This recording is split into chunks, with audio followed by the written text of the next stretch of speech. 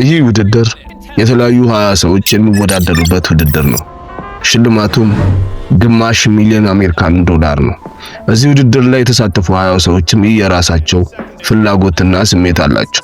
አንዳንዶቹ ገንዘቡን ለደስታቸውና ለራሳቸው መጠቀም ይፈልጉ ናቸው። የተወሰኑት ደግሞ ገንዘቡን ለካንሰር ማዕከል ለማድረግ አቅዶ የተነሱ ናቸው። ነገር ግን እዚህ ጨዋታ ላይ ጓደኝነት አይሰራም።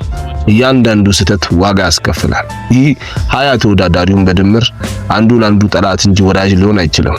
ምክንያቱም ይህንን ውድድር የሚያሸንፈው አንድ ሰው ስለሆነ። አሁን 20 ተወዳዳሪዎቹ በተዘጋጀላቸው ቦታ ቆሟል። ሰዓቱ መቁጠር ሲጀምር በየ60 ሰከንዱ አንዳንድ ሰው ይወገዳል። እናም ከዚያ አጓጊው ሽልማት ውጭ ይሆናል። ምንም የተነገራቸው ነገር የለም። ምንም መብራሪያ አልተሰጣቸው። ብቻ ቀላል መልእክት ያለው ታብሌት ከፊት ለፊታቸው አለ። ግራ መጋባት በፍጥነት ወደ ሐዘንና ድንጋጤ ሲለወጥ ታየ። ተወዳዳሪዎቹ እርስ በርስ ይታያሉ፣ ግን ምን መፍጠር እንዳለባቸው ምንም አልገባቸው። ተከራከሩ፣ አመነቱ፣ እንደገና ገመቱ። ነገር ግን ያለ ቅንጅት ቡድን መምረጥ አልቻሉም ነበር። ሳቱ ቁጥሩ 0 ላይ ደረሰ። የግምት ማስወገጃ ወይንም ስፒን ማሽከርከር ጀመረ። ቀዩ መስመር ተሽከርክሮ የቆመበት ሰው ከጨዋታው ውጪ ይደረጋል። አንድ ተወዳዳሪ ያለምንም ማስጠንቀቂያ ወደቀ። ማሰቢያ ጊዜ እንኳን ሳይሰጣቸው ወደ ቀጣዩ ጨዋታ ሳቱ መቁጠር ሲጀምር የቀሩት ተወዳዳሪዎቹ በከባዱ ተሸበሩ፣ ተደናግጠዋል። ፍርሃት እያንዳንዳቸው ወሯል። ከዚህ ጨዋታ ማን እንደሚወድቀው የሚታይ ምንም ነገር የለም። ግን ተወዳዳሪዎቹ ብዙም ሳይቆዩ ሐሳባቸው በአንድነት ላይ የተመሰረተ መሆኑን ተገነዘቡ። የጨዋታውን ታክቲክ አጠኑ። ከዚህ ቀደም በዚህ ጨዋታ ላይ ብር ያገኘ ወይንም ያሸነፈ ተሳትፎ የሚያውቅ ሰው ያለ እንደሆነ በውስጣቸው መፈለግ ጀመሩ። ይህንንም ሰዓት የቀሩት ተወዳዳሪዎቹ በሹክሹክታ ቁጥራቸውን ተናገሩ። በዚህ ሰዓት ከዚህ ጨዋታ ላይ መወገድ ያለባቸው አጭበርብሮ የገቡ ወይንም ከዚህ በፊት የዚህን ጨዋታ ጉቦ በሉ የተባሉ ሰዎች ነበሩ። ስለዚህ እነሱን የሚያስወግዱበትን መንገድ በቀላሉ አገኙ። በዚህ ዙር 19ኞቹ የቀሩት ሌላ 6 ተጫዋቾችን በቀላሉ ሊጥሉ ይችላል። አሁን ነገሩ ሰላም እየሆነ መጥቷል። ግን በዚህ ጨዋታ እንደነገርኳቸው ጓደኝነት የለም። ምክንያቱም አሸናፊ የሚሆነው አንድ ሰው ብቻ ነው። በመጨረሻ አንድ ሰው ሲቀር የግማሽ ሚሊዮን ዶላሩ ባለቤት ይሆናል። ይህ ደግሞ ጥያቄ የለም። አሁን ቀጣዩ ጨዋታ እየመጣ ነው። እነሱም ከመደናገጥ ትንሽ የተረጋጉ ቢሆንም ወደ ቀጣይ ዙር የሚያልፉበትን ዋስትና ግን አላገኙም። ጠባቂዎች ድንገት ብቅ ብለው የቀሩትን ተወዳዳሪዎች ጋር በመምጣት ፊታቸውን በጥቁር ጨርቅ ሸፈኑ። ይህም ሌላ ፍርሃት ጨምሮባቸዋል። ወደ የግል ኪው ጠባብ ክፍል እየመሯቸው ወሰዷቸው። ውስጥ ስልክ ነበር። በድብቅ የሚነጋገሩበት የመጀመሪያ እድል ተሰጣቸው። እያንዳንዱ ስልክ ደውሎ ከሚያወሩ ሰዎች ጋር ቀጣይ የሚያደርጉትን ነገር የሚወያዩበት ታይም ነው። በዚህ ሰዓት ማድረግ ያለባቸውን ያወራሉ። በዚህ ጨዋታ አንድን ሰው መጣል ግዴታ ነው። በየ60 ሰከንድ ያሉ ሰዎች ቅንጅት ፈጥሮ ሌላውን ሰው መጣል ያው ምቀኝነት ማለት ነው። አንድ ሰው ሲወርቅ ነው አንተ እዚህ ጨዋታ ላይ እድሜ የሚኖር። ስለዚህ የሚወርቀው ሰው በእድል ከሚሆን እኛ ተወያይተን እንጣል ነው ሐሳቡ። በዚህ ሐሳብ ግን ቁጥር 10 የምትስማማ አይመስለኝም። የማታለል ጨዋታውን ለመጫወት ፈቃደኛ አልሆነች። ሐቀኝነት ከማታለል ይሻል እንደሆነ በማመን ማንንም ላለመጣል መረጠች። ውይይቱንም ጨርሳ ገበች። ነገር ግን አሳዛኙ ታሪክ እዚህ ጋር ነው። ወዲያውኑ በጀርባዋ ላይ ምልክት ተደረገ። ሁሉም ሰው ይጠቋቀሙባት ነበር። ስሟንም እየጠሩ በዚህ ጨዋታ መወገድ ያለባት እሷ እንደሆነች አወሩ። ቁጥር 10 በአቀኝነቷ ምክንያት አሁን ትልቅ አደጋ ላይ ወድቃለች። ማንንም ሰው አልጥልም ስላለች ራሷ የምትወድቅበት ሰዓት የደረሰ ይመስላል። በዚህ ውይይት ላይ አንዳንድ ተወዳዳሪዎች በግልጽ ሴራ ሰሩ። አንዳንዶቹ ደግሞ በማስመሰል ከሌሎቹ ጋር የውሸት ጥምረት ፈጥሮ ግን እነሱን የሚጥሉበትን መንገድ ፈጠሩ። ታዲያ አሁን የሚጫወቱበት ጨዋታ ሰዓቱ ደርሷል። እዚህ ዙር ከሰዎቹ ግፍ ጋር መታገል አልቻለች። ምክንያቱም በአንድ ድምጽ የእሷን መውደቅ ሁሉም ሰው አጽድቆ ነበር። በስልክ ውይይት ሰዓት ከማንም ሰው ጋር ሴራ ማንንም መጣል ባለመፈለጓ በዚህ ዙር የምትወርቀው እሷ ነች። ግን አንድ እድል ተሰጥቷት ነበር። ቁጥር 10 ማንም በዚህ ዙር ጨዋታ ላይ የሚወርቅ ሰው ከራሱ ጋር አንድ ሰውን ይዞ መሄድ ይችላል። ቁጥር 10 ግን ይህንን ማድረግ አልፈለገችም። የዚህ ጨዋታ ስምም በቃል ወይንም ዝምታ ነበር። እሷ ግን ዝምታን በመምረጥ ማንም ላይ ሳትበቃል ወደ ታች ልትወርድ ትችላለች። በዚህም ሰዓት ድምጿ ልክ እንደተሰማ ወደ ውስጥ የሚያስገባው ማሽን ተጫነ። ቁጥር 10 ከጨዋታ ውጪ ሆናለች። አሁን ቀጣይ ድምጽ በፍጥነት መጣ። ሹክሹክታዎቹ ወደ ቡድን ሲቀየሩ ውጥረት ተፈጠረ። ቅድም ሲንሾካሾኩ የነበሩት አሁን ዛቻ ጀምሯል። ብዙዎቹ ነርቨስ ሆነዋል። አሁን ሁለተኛው ግምቶቹ ከሚባለው በላይ በጣም ፈታኝ እንደሚሆን ያስባሉ። ጊዜ እንደገና አለቀ። ቁጥር 8 አንዳንድ ድምጾች እንደተጣሉባትና ቀደም በተወራው ስልክ እሷ ላይም ሌላ ሴራ እንደተሰረባት ገብቷታል። አሁን ቀጣይ የምትወርቀው እሷ እንደሆነች በግልጽ ታየ። የሁሉም ሰው ድምጽ በአንድነት ቁጥር 8ን የሚጥልበት ታይም ላይ ደርሷል። ቅድም ግን በስልክ ውይይት ላይ ከተታለሉ ሰዎች አንደኛዋ ነበረች። ልክ እንደ ቁጥር 10 እሷም እድል ተሰጣት። ማንን ይዘሽ ትሄጃለሽ ተባለች። ነገር ግን ከቁጥር 10 የተማረች በሚመስል መልኩ ማንንም ይዞ መሄድን ምርጫዋ አላረገችም። ብቻዋን ከዚህ ጨዋታ መሰናበቱን ፈለገች። እሷም ከዚህ ጨዋታ የምትወርድበት አጋጣሚ ተደረገ። ይህንንም ሰዓት ብቻዋ መሄዷን መምረጧን ሲያውቁ የቡድን አባላት ሙሉ ለሙሉ አጨበጨቡ። እናም እናዝናለን ወደን አይደለም ሲሉም ተናገሩ። አሁን ሌላ ዙር መጣል። ጫናው እየጨመረ መጣ። አይኖቹ እንዳለ ወደ ቁጥር 9 ዞሩ።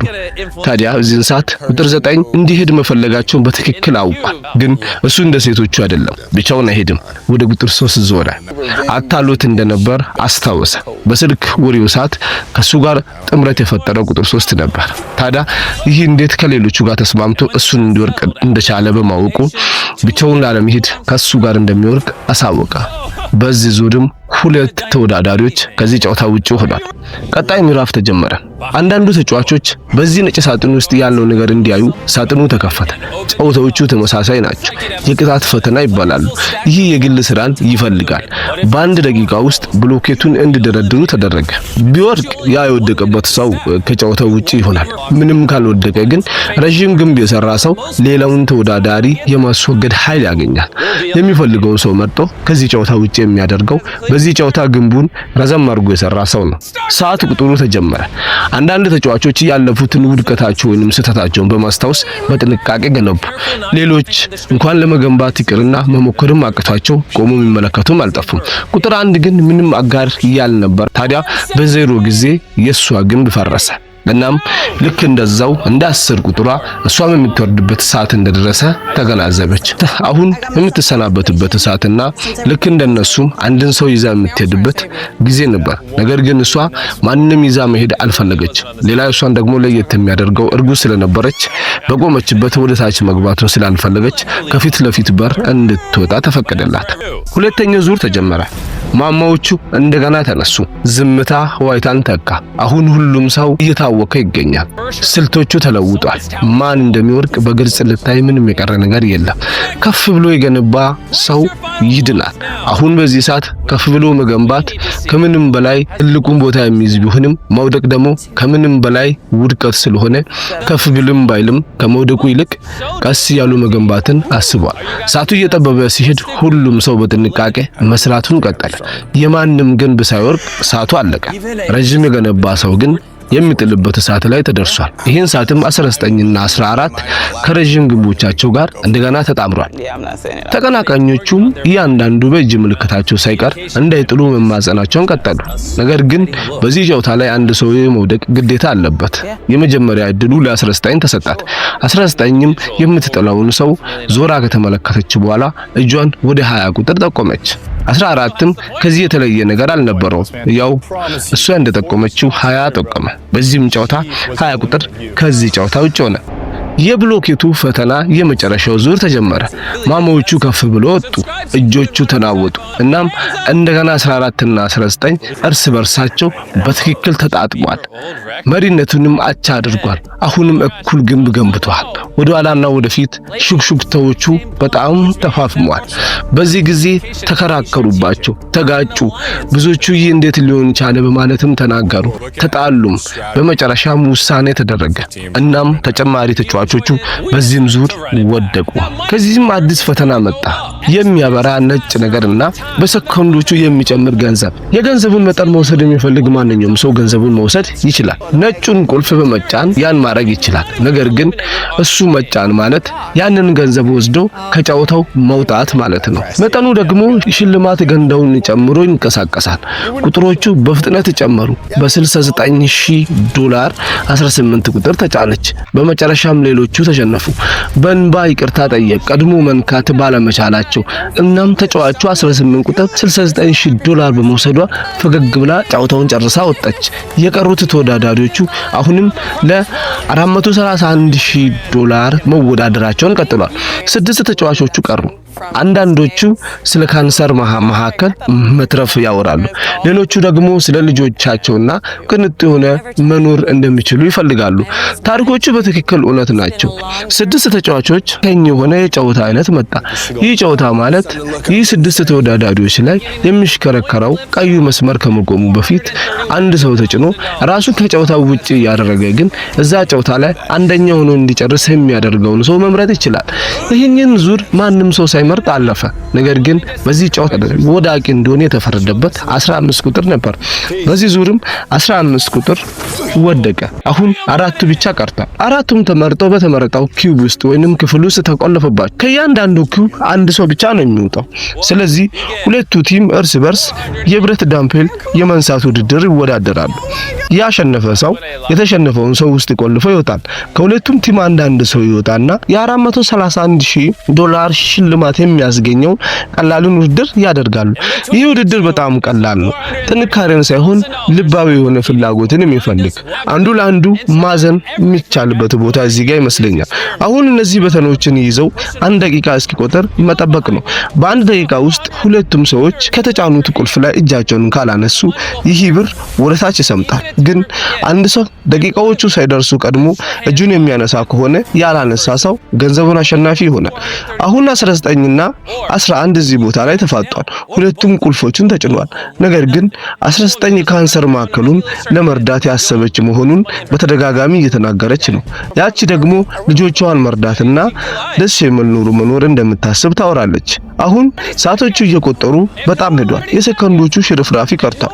በዚህ ጽናታቸው የሚቀጥሉ ከሆነ ገንዘቡ የማንም ሳይሆን ይቀራል።